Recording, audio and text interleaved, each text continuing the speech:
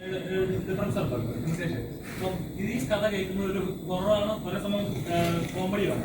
അപ്പൊ ആ കഥാപാത്രം അവസാനം വരെ എന്താ നമ്മൾ തിരഞ്ഞെടുക്കുന്ന നായകനെ പോലെ ആദ്യം ഒരു പെരുന്നാണെങ്കിൽ അവസാനം ധൈര്യം ചെയ്യും, അങ്ങനെ ഒരു കഥാപാത്രമല്ല. എങ്ങനെയാണോ അവസാനം വരെ അങ്ങനെ തന്നെയാണ് കീപ്പ് ചെയ്ത് പോകുന്നത്. അതാണ് ക്യാരക്ടറിലേക്ക് മുഖ്യമുള്ളൊരു മുഖ്യ മേജർ റീസൺ ഒന്നാമത് സുമതി വളവ് എന്നുള്ള വളവിന്റെ പരിപാടികളും, പിന്നെ അങ്ങനത്തെ ഒരു കാലഘട്ടമാണ്. പിന്നെ നമ്മൾ ഒരു ഇല്ലാത്തൊരു ഗ്രാമത്തിൽ ക്രിയേറ്റ് ചെയ്തതാണ് കല്ലേലി എന്ന് പറഞ്ഞിട്ട്. ആ ഗ്രാമത്തിലെ ആൾക്കാർ 7 മണിക്ക് അല്ലെങ്കിൽ 6 മണിക്ക് ശേഷം ഇരുട്ടിയാൽ പിന്നെ പുറത്തിറങ്ങൂല. എല്ലാവർക്കും ആ നാട്ടിൽ പേടിയാണ്. അത്രയും പേടിയുള്ള നാട്ടിൽ ഏറ്റവും കൂടുതൽ പേടിയുള്ള ഒരു വ്യക്തിയാണ് എൻ്റെ ക്യാരക്ടർ അപ്പു. അപ്പോൾ ഇങ്ങനെയൊക്കെ പരിപാടികൾ വന്നപ്പോഴും പിന്നെ ടൈപ്പ് ഓഫ് പേടിപ്പിക്കല്, പുതിയ പരിപാടികൾ എന്ന് വെച്ചാൽ നമ്മൾ കണ്ടിട്ടുള്ള നമ്മൾ യക്ഷീനെ പറയാൻ പറ്റും, യക്ഷീനെ കാണിക്കുന്നില്ല, നമ്മൾ യക്ഷീനായിട്ട് കാണിക്കുന്നില്ലല്ലോ. അപ്പൊ അതൊക്കെ എനിക്ക് കേട്ടപ്പോ കുറച്ച് ഇൻട്രസ്റ്റിംഗ് ആയിട്ടൊക്കെ തോന്നി.